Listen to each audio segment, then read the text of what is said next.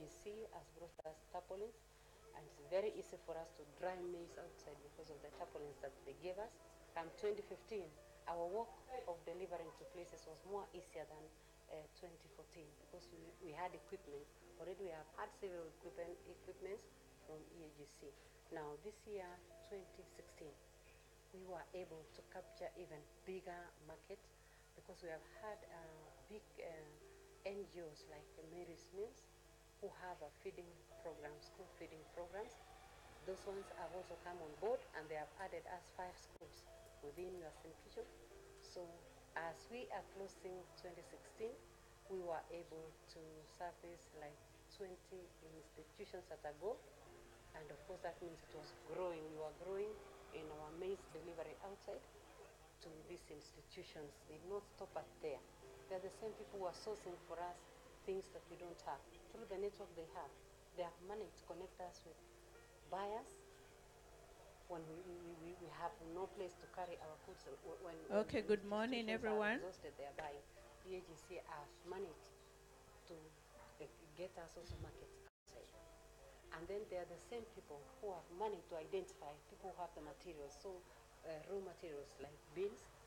EAGC, through the network of other farmer groups in different counties, they are in a position to know such farmer group in Kitale as taking maize or beans. So they have connected us to those places.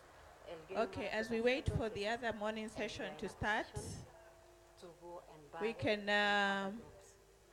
begin the session with a quick recap of yesterday. As the best platform for us to know the prices, be it when you want to buy and even selling. It's coming. And to start us off, we would like to hear from some of the delegates, some of the key things that you think we should take home from yesterday.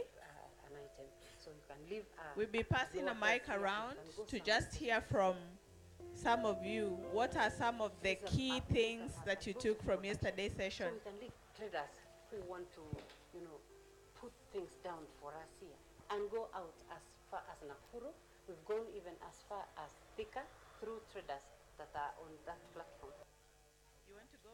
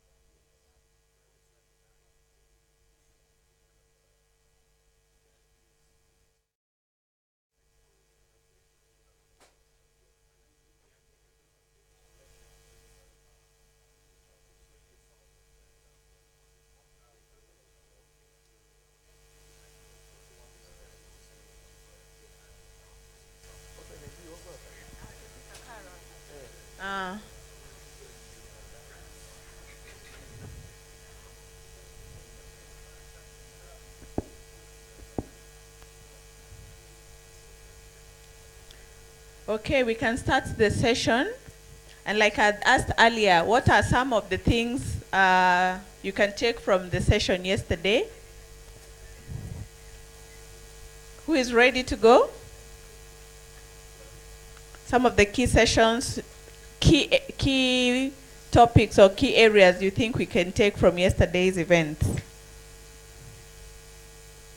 We heard from one of the ambassadors who told us that we need to come out with smoke. They're waiting for the smoke to show. We hope it has started. Are we getting consensus and moving forward? We hope it has started. Hello, good morning. Are we getting consensus? Anything, any ideas from yesterday's session that we can take forward? Yes.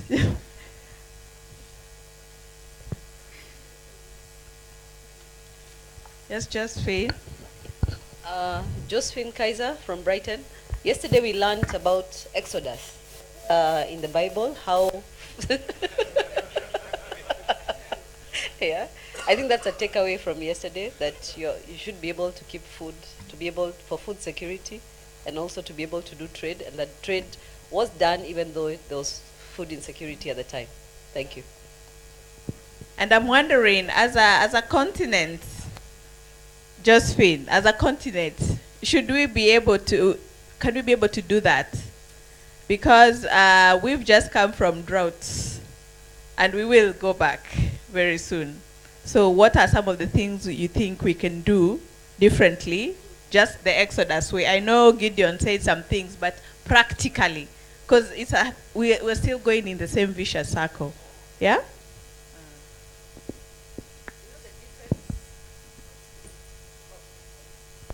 The difference they had is they found a Joseph. We need to find Joseph. Yes. Yeah? Yes. Amen. That is it. Yes, the beach. Mm-hmm. From yesterday, I think one of the key take-home is the fact that we need to find appropriate technology for post-harvest management, because we are losing so much on post-harvest losses. And if we have to mitigate we have to build a bridge between the bumper harvest and when we do not have harvest, then we have to store our grains well. One other thing I think that was crucial yesterday is the fact that protectionism does not help. I think we need to support our farmers. We need to support the system so that we can escape from protectionism that they're not doing good to. It's not really facilitating business. I know the minister talked a lot in the morning, but if we summarize and analyze what the other speakers presented during the day, then I don't think we need to go that route. And having known that the summit this time around is about rethinking what we have been doing, looking at it if it is working, and what's not working, we put it in the archives. Then we take any new radical changes to make the sector work in the next. So we are rethinking grain trade, isn't it? So we are trying to do things differently. I'll come back to you. Let's hear from Dr. Tim here.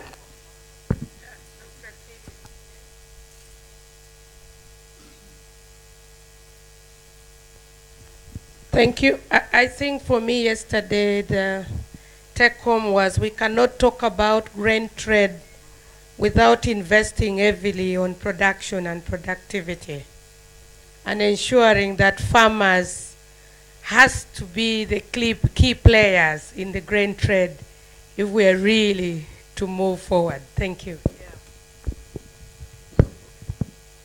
Okay, so doing things differently. We heard from Mexico.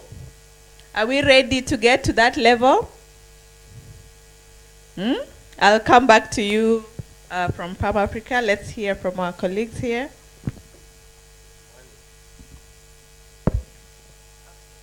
Good morning. Yesterday we had good sessions, but most interestingly, we are talking of grain trade and trading, partnering in two countries in the region. But so far, we heard our Honorable Minister, other speakers, the challenge is still there. If some can put some regulations within their own countries and others still that, how will we now ensure that the trade between countries will be there? And I don't think we can move from this house or these sessions as we are making them without solutions for future. How will we trade between countries? How should we be facilitated? The deficits we are talking of. And thank you to bring that Exodus topic. If Joseph couldn't allow the Israelites to come in and take food, if now Egypt could have allowed it, that what we have could only make us survive for 7 years, nothing should go. So we have to look into policies that should make grain trade really a win-win situation in the region. Thank you. Okay, thank you. And coming back, keep thinking, who is going to be our Joseph? Is it an individual? Is it a forum? Is it EAGC? We are looking for someone to take us to the next level. Who is it going to be? Okay? So let's hear from you. Thank you. Yeah. Good morning. Thank you. My name is Ndaize Gervais from Kigali. I'm looking at this issue in other perspective about grain trade. We spoke about Mexico. What we take from them coming to this continent becomes cheaper. Who can arrange this? This I call it as a political arrangement, which can facilitate what we can do. I was saying in my mind, can the private sector be able to construct, for example, a road from Dar es Salaam to Kigali? Let's talk about the railway station I've been talking about in East Africa. How many years have we talking about it? What happened? Where is it? So this trade we are talking as a private sector, if politicians, government, is not more involved, it will be very hard for us to solve our problems. Because we can't make infrastructure as a private sector. It becomes very hard to us. Even if we want to do it, government say, no, don't. So where are we going? Do our politicians understand the needs we are talking here today, since yesterday? Or we as a private sector, what can we do for them to understand? That will be only, I think, a key. As Joseph we are talking about, government is Joseph. To open the barriers, then the trade can be free. Thank you. Okay. Thank you very much. Is government helping us? Is government not helping us? Let's hear from Jean-Baptiste from EAC.